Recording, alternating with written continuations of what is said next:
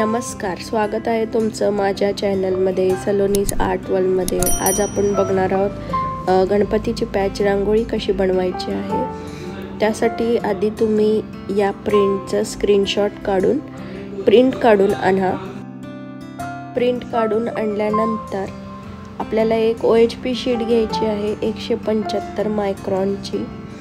ही OHP sheet तुम्हाला मोठ्या स्टेशनरीमध्ये art स्टेशनरीमध्ये मिळून जाईल किंवा तुम्ही ऑनलाइन पण Amazon वरून मागवू शकता। तर या OHP शीटला आपण टेप किंवा मास्किंग टेप आपण लावून घेऊयात चारी बाजूनी, ज्यामुळे आपली OHP शीट आणि प्रिंट हलणार नाही आणि आपल्याला व्यवस्थित ग्लू लावता येईल।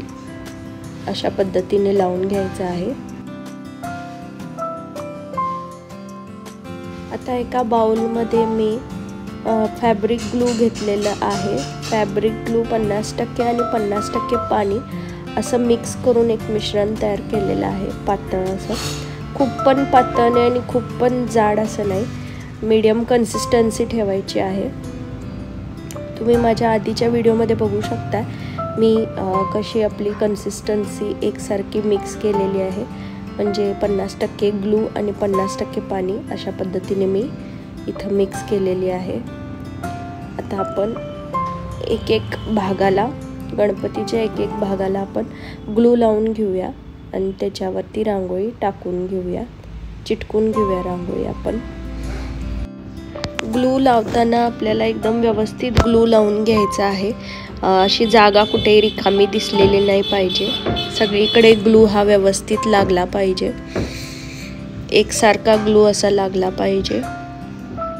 अशा पद्धतीने आपण ग्लू लावून घेऊया आणि त्याच्यानंतर त्याच्यावरती रांगोळी चिटकून घेऊया। इथे मी 6 नंबरचा राऊंड ब्रश घेतलेला आहे। तुम्हाला जो कम्फर्टेबल ब्रश आहे तो तुम्ही घेऊ शकता। 6 नंबरचा हा राऊंड ब्रश आहे। आता मी इथं शेडिंग प्रमाणे रांगोळी चिटकून घेणार आहे। आधी मी इथे मँगो कलरची रांगोळी टाकलेली आहे, मँगो येलो कलरची रांगोळी।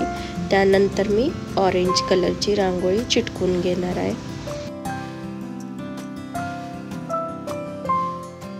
इथे मी रांगोळी चिटकून घेतलेली आहे। आता एक दुसरी OHP शीट घ्यायचं आहे आणि कपड्याने असं त्याच्यावरती रब करून घ्यायचं आहे, त्यामुळे रांगोळी त्याला व्यवस्थित चिटकून जाईल आणि जी राहिलेली रांगोळी आहे ती निघून जाईल। अशा पद्धतीने जर असं झाडून घ्यायचं आहे, त्यामुळे उरलेली रांगोळी निघून जाते। तर तुम्ही इथं बघू शकता आपली रांगोळी छान अशी शेडिंगमध्ये चिटकलेली आहे। आता आपण दुसऱ्या पार्टला म्हणजे कानाच्या साईडला ग्लू लावून घेऊया।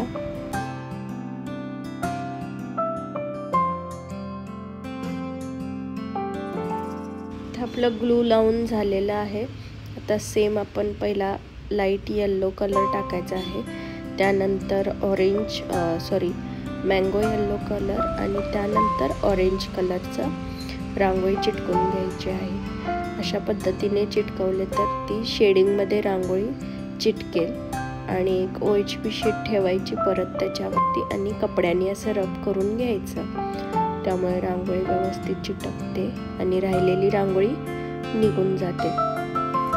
अशा पद्धतीने आपल्याला एक पार्टला रांगोळी चिटकून घ्यायची आहे। आधी ग्लू अप्लाय करायचा आणि त्यानंतर रांगोळी चिटकून घ्यायची आहे।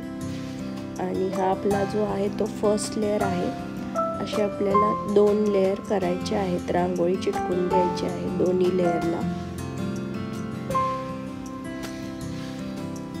अशा पद्धतीने मी सगळी प्रोसिजर पूर्ण करून घेते। तुम्हाला इथे कोणताही कलर कॉम्बिनेशन करायचं असेल तर ते कॉम्बिनेशन तुम्ही करू शकता। तुम्ही तुमची क्रिएटिव्हिटी दाखवू शकता, तुमच्या आवडीचे कलर तुम्ही इथं अप्लाय करू शकता।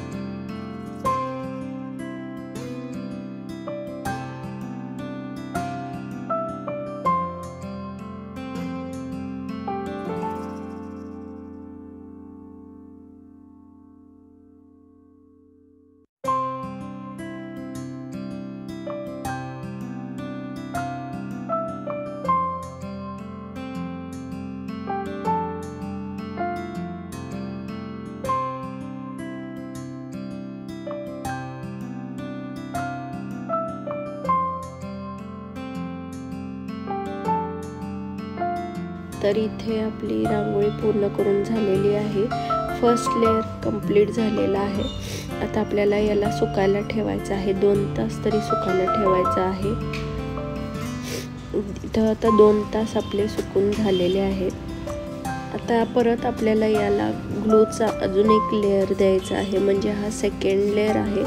सेकंड लेअर ग्लूचा देऊन परत आपल्याला सेम रांगोळी चिटकून द्यायची आहे। अशाच पद्धतीने आपल्याला सगळ्या रांगोळी सगळ्या डिझाईनला रांगोळी चिटकून घ्यायची आहे। सेम ग्लूचा रेशो तोच वापरायचा आहे, 50% ग्लू आणि 50% पाण्याचा वापर करून आपल्याला रांगोळी चिटकून घ्यायची आहे।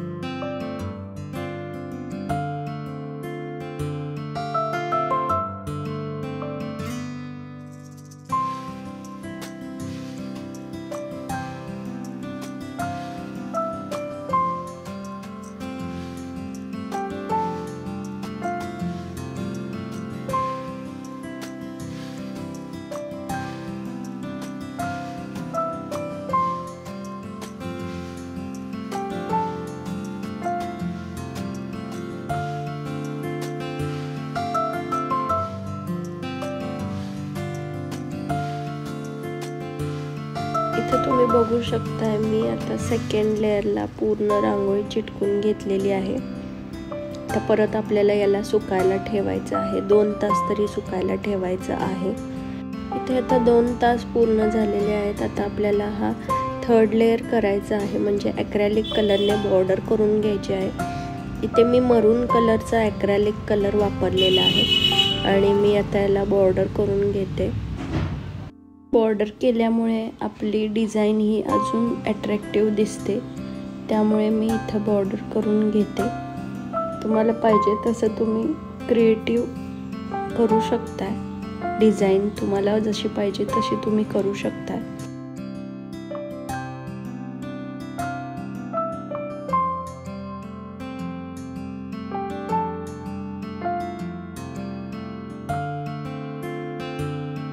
इथे मी डोळे ड्रॉ करण्यासाठी ब्लॅक ॲक्रेलिक कलरचा वापर केलेला आहे।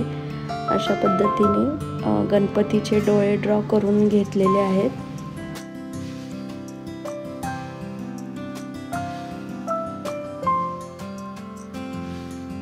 रांगोळीची जी बाकीची डिझाईन राहिलेली आहे त्यासाठी मी इथे 3D आउटलाइनरचा वापर करून डिझाईन ड्रॉ करून घेणार आहे।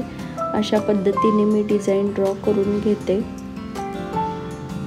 हे आउटलाइनर तुम्हाला कुठल्याही स्टेशनरीमध्ये इझिली अवेलेबल होऊन जाईल। व्हाईट कलरचा 3D आउटलाइनर आहे, हे फेविक्रिलचं 3D आउटलाइनर आहे। अशा पद्धतीने आपण सगळ्या डिझाईनला आउटलाइनरने डिझाईन करून घेऊया।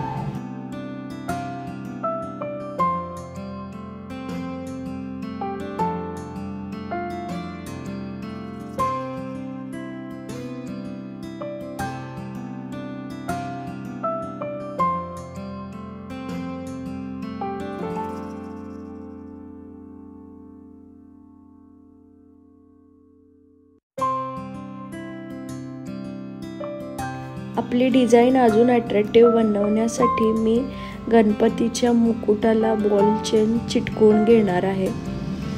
बॉल चेनमुळे अजून आपलं जे डिझाईन आहे ती अजून उठून दिसेल, त्यामुळे मी त्याला बॉल चेन चिटकवून घेते। तुम्हाला पाहिजे असेल तर तुम्ही कुंदनही चिटकवू शकता। तुम्हाला पाहिजे तसं तुम्ही इथं अट्रॅक्टिव्ह बनवू शकता। आणखीन तुमच्याकडे काय अट्रॅक्टिव्ह गोष्टी असतील तर त्या तुम्ही इथं वापरू शकता।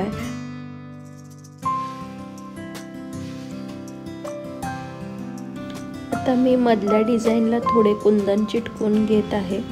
कुंदन चिटकून झाल्यानंतर गणपतीच्या सोंडेवर थोडं 3D आउटलाइनरनी डिझाईन काढून घेणार आहे।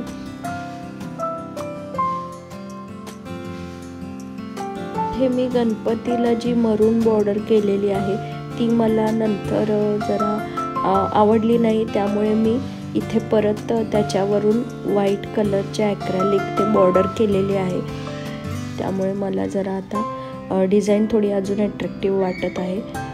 हे झाल्यानंतर मी OHP शीट कट करून घेतलेली आहे। आता आपली डिझाईन ही पूर्ण कंप्लीट झालेली आहे। तर तुम्हाला ही माझी व्हिडिओ कशी वाटली प्लीज मला कमेंटमध्ये कळवून नक्की सांगा। आणि माझ्या चॅनलला लाईक, शेअर आणि सबस्क्राईब करायला विसरू नका। धन्यवाद।